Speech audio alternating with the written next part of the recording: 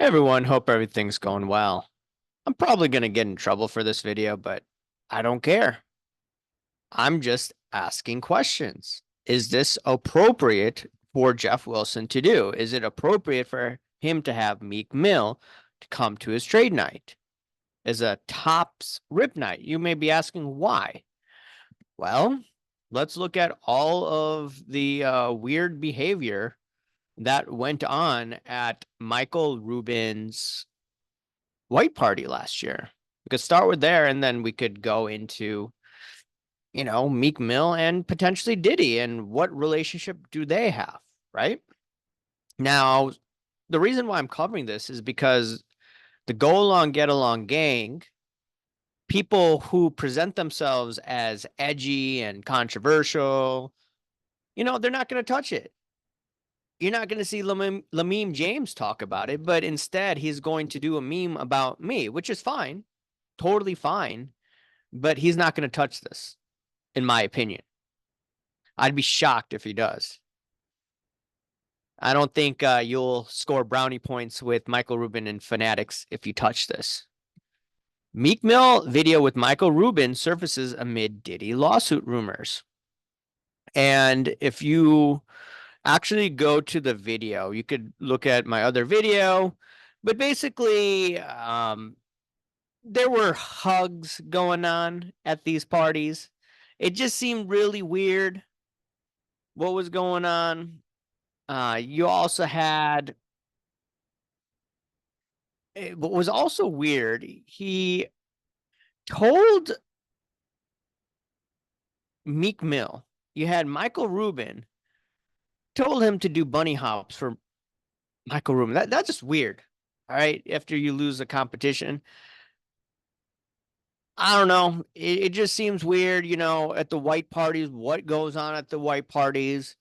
You have to remember who used to run the white parties. It was P. Diddy.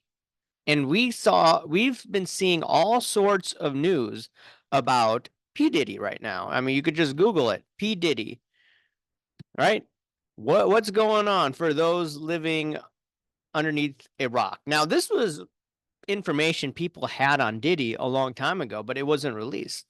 They weren't releasing it to probably use against him in the future for some sort of blackmail operation, in my opinion. He admits to beating up ex-girlfriend. Okay, he apologized.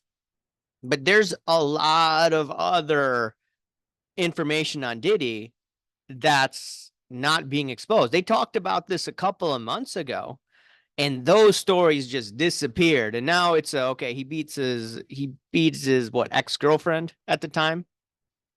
You're saying, okay, what does this have to do with Meek Mill ripping cards at CardsHQ trade night? Well, there's more to this, going back to Diddy, he's accused of, doing horrible things with younger people. You can't really talk too much about that on YouTube, but you get where I'm going. And then there's alleged leaked audio with Diddy and Meek Mill going on, and Nicki Minaj is accused of it. I'm not going to play that audio. I was on YouTube, there's audio clips going on. I'm not playing that. Okay. For those that know what's going on, you know why I didn't play that. Okay. So weird behavior going on at the white party. You had Michael Rubin hugging these rappers, just seemed weird at the white party. And remember, Rubin took over the white party that Diddy used to run.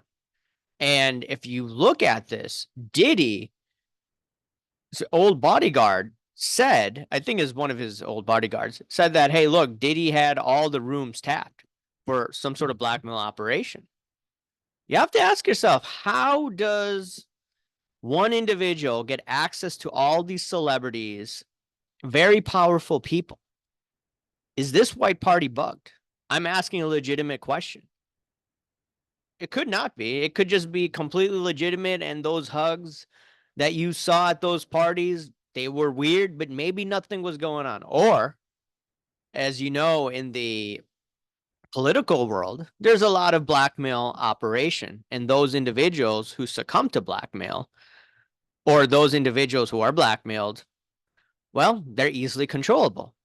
And my suspicion is that celebrities are controllable.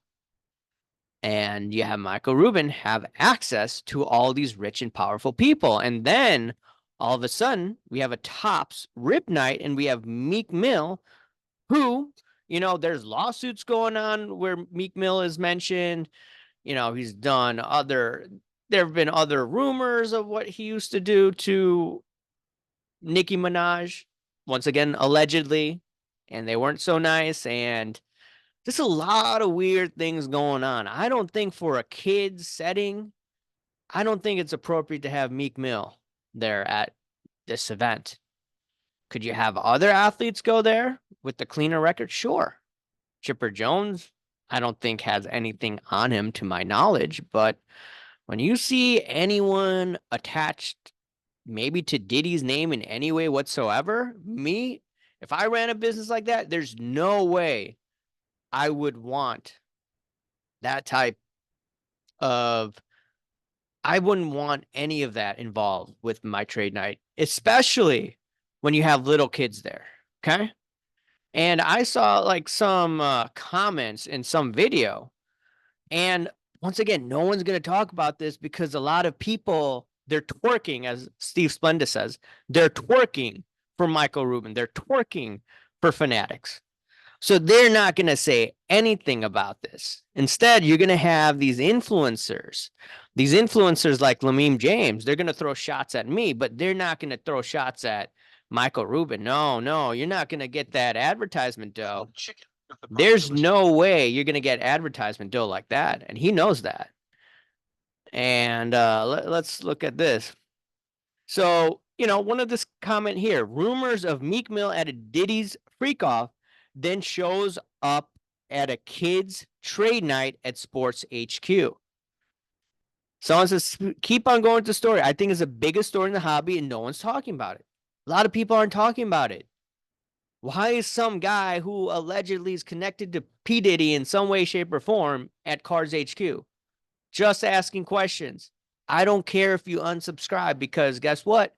I'm here to look at and slice and dice information that people won't discuss. Anyways, let me know what you think, and I'll talk to you later. See ya. Bye.